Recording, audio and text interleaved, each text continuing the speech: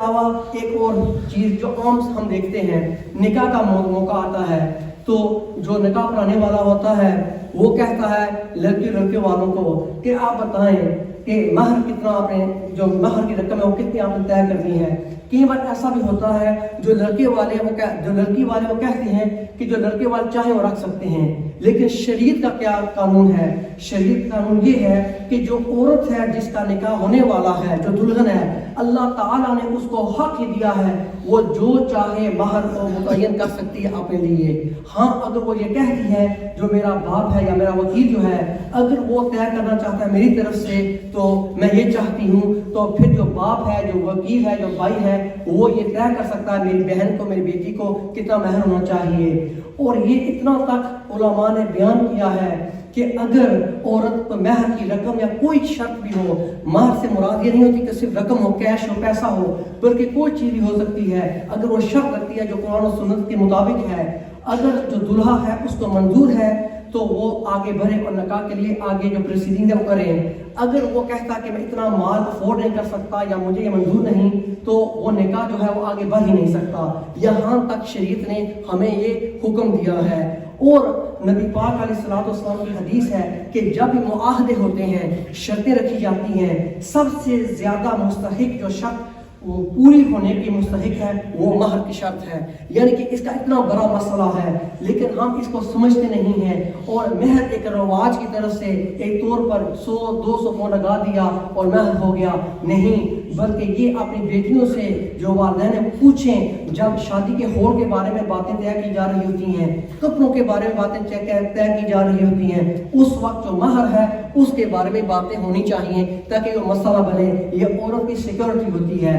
اسی طرح اور کتنے مسائل ہیں، اگر ہم کو اچھے نہیں لگتے تو اللہ تعالیٰ فرما رہا ہے یا ایھا الذین آمنوا لا تقدموا بین یدی اللہ ورسولہ واتقوا اللہ ان اللہ سمیع علیم۔ اے ایمان والو، اللہ اور اس کے رسول کے احکام سے، یعنی کہ اس کا مفہوم یہ ہے اللہ اور اس کے رسول کے احکام سے تم تجاوز نہ کرو، واتقوا اللہ، اور اللہ تعالیٰ سے ڈرو۔ یعنی کہ دین میں ہماری مرضی نہیں ہے، میرا مال میری مرضی، میرے کپڑے میری مرضی نہیں، جو اللہ کی مرضی ہے وہ میری مرضی ہے، یہی ایمان کا تقاضا ہے۔ سمعنا واطعنا۔ سوچیں صحابہ کرام کی زندگیوں کو، ساری زندگی ایک انسان شرک میں ڈال دیتا ہے، ساری زندگی آرام اور عشرت کی زندگی گزار رہا ہے، اور اللہ تعالیٰ اس کے دل میں وہ نور کو اجاگر کرتا ہے اور وہ اللہ اور اس کے رسول کے لیے سب کچھ چھوڑنے کے لیے تیار ہو جاتا ہے۔ صحابہ کرام کی جو قصے ہیں وہ احادیث کی کتابوں میں بھرے ہوئے ہیں کہ سب کچھ دنیا کا انہوں نے چھوڑ کر مال و متاع اللہ اور اس کے رسول کی غلامی کو قبول کر لیا۔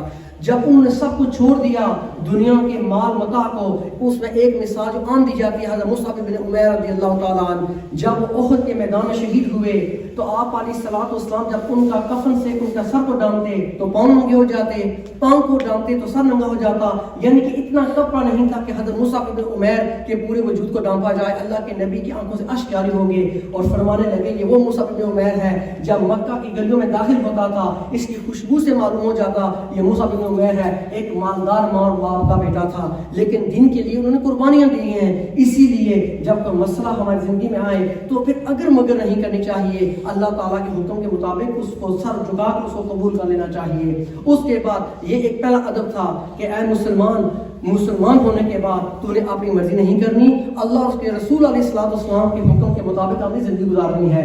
پھر اللہ تعالیٰ فرما رہا ہے یا ایھا الذین آمنوا لا ترفعوا اصواتکم فوق صوت النبی ولا تجهروا له بالقول كجهر بعضكم لبعض ان تحبط اعمالكم وانتم لا تعلمون۔ اس سے مفہوم یہ ہے اے ایمان والو، تم اپنی آواز کو اللہ کے نبی کی آواز سے اونچا مت کرو۔ اور یہاں پر ایک بہت بڑی بات سمجھنے والی ہے، جب اللہ کے نبی علیہ السلام اس دنیا میں موجود جگہ فرما تھے، صحابہ کرام قبیلوں کے قبیلے مسلمان ہو رہے تھے، وہ گاؤں میں رہنے والے یا ایسی جگہوں میں رہنے والے ان کو ادب کا پتہ نہیں تھا۔ جب وہ آتے تو اللہ کے نبی علیہ السلام کو باہر سے بلا لیتے اور آپ کے نام سے فلاں باہر آ جا، ایسا لہجہ استعمال کرتے تو اللہ تعالیٰ کو یہ گوارا نہ آیا کہ میرے محبوب کو ایسے بلایا جائے، تو اللہ تعالیٰ نے یہ فرماتے ہوئے یہ قرآن مجید آیت نازل فرمائی اے ایمان والو تم اپنی آوازوں کو میرے نبی کی یعنی کہ نبی کی آواز سے بلند مت کرو۔ لیکن اب قاعدہ یہ ہے کہ اب اللہ تعالیٰ کے نبی علیہ السلام اب اس دنیا میں ظاہر دنیا میں تشریف فرما نہیں ہیں، تو اس آیت پر ہم کیسے اب عمل کر سکتے ہیں؟ وہ اس کا ایک طریقہ جو ہے بہت مسائل اس آیت سے بھی نکلتے ہیں. قرآن مجید کی ہر ایک آیت سے ہزاروں کے حساب مسائل نکل آتے ہیں اور قیامت نکلتے آئیں گے اور لوگ سمجھتے رہیں گے.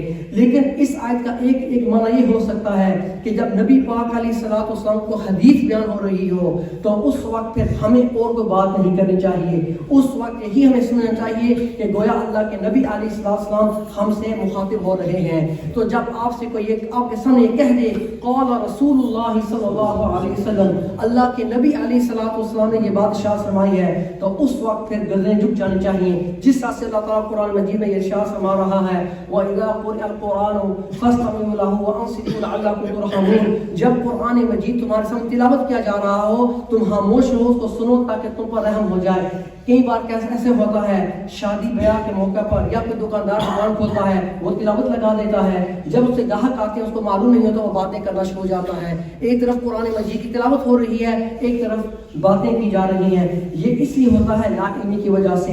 لیکن پہلا مسئلہ تو یہ ہے جب قرآن مجید کی تلاوت کی جا رہی ہو, ہاں وہ مسجد میں ہو یا ہم ٹیپ سن رہے ہوں یا آڈیو سن رہے ہوں, تو اس وقت ہمیں خاموش رہنا چاہیے. کیونکہ اگر کوئی بندہ مجھ سے بات کر رہا ہو اور میں آگے پیچھے توجہ کر رہا ہوں اس کو اچھا نہیں لگے گا. اور قرآن مجید کس کا کلام ہے؟ وہ اللہ تعالیٰ کا کلام ہے. حضرت علی رضی اللہ تعالیٰ عنہ کا فرمان ہے جب میں چاہتا ہوں کہ میں اللہ تعالیٰ سے باتیں کروں میں نماز پڑھتا ہوں, جب میں چاہتا ہوں اللہ تعالیٰ مجھ سے باتیں کرے تو میں کیا کرتا ہوں؟ قرآن مجید کی تلاوت کرتا ہوں. تو جب قرآن مجید تلاوت ہو رہی ہو ہم باتیں کر رہے ہوں تو یہ قرآن اور سنت کے مطابق نہیں ہے. اسی طرح جب اللہ تعالیٰ کے محبوب کی باری آ رہی ہو, جب حدیث بیان کی جا رہی ہو, تو پھر ایسے باڈی لینگویج نہیں کرنی چاہیے کہ ہمیں نکلنا ہے یہاں سے, یعنی کہ بے ادبی کا یا قولن یا فعلن یا عمل کو ایسا کام ہمیں نہیں کرنا چاہیے جس میں گستاخی ہو. تو یہ دوسرا ادب ہے سورۃ الحجرات میں جو اللہ تعالیٰ فرما رہا ہے, جس کا مفہوم یہ کہ جس طرح تم ایک دوسرے کے ساتھ باتیں گپے لگاتے ہو آواز بلند کرتے ہو, میرے محبوب کے ساتھ ایسا نہیں کرنا چاہیے. اور پھر ایک اور قاعدہ یہ ہے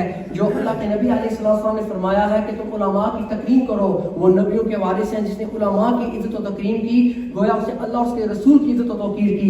تو اس کا معنی یہ ہے جب خطاب ہو رہا ہو, قرآن اور سنت کی باتیں ہو رہی ہوں, تو اس وقت بھی علماء کے اوپر باتیں نہیں کی جانی چاہیے, چاہے وہ جلسہ عام ہو یا وہ کسی کا جنازہ ہو اور بیان ہو رہا ہو. جمعہ مبارک کے جو قواعد ہیں وہ تو بہت سخت ہیں. وہ تو اگر دو بندے اکٹھے بیٹھے ہوں ان کے درمیان میں اس طرح سے نہیں بیٹھنا چاہیے تاکہ ان کو آگے پیچھے ہونا چاہیے. باتیں تو دور کی بات ہے.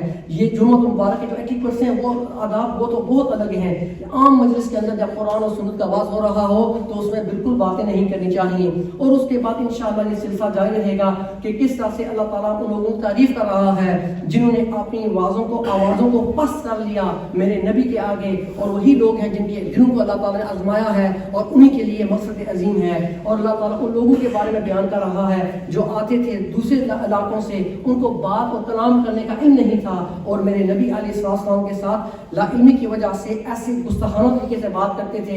تو اللہ تعالیٰ ان کو بھی فرما رہا ہے کہ تمہیں میرے نبی کے ساتھ ایسے باتیں نہیں کرنی. اور اللہ تعالیٰ یہ فرما رہا ہے اگر وہ جان لیتے ان کے لیے بہتر ہوتا کہ وہ اس طرح سے باتیں نہ کرے. تو اللہ تعالیٰ کی بارگاہ میں یہ دعا ہے کہ اللہ تعالیٰ ہمیں ادب کے ساتھ ہر معاملہ طے کرنے کے علاوہ توفیق عطا فرمائے.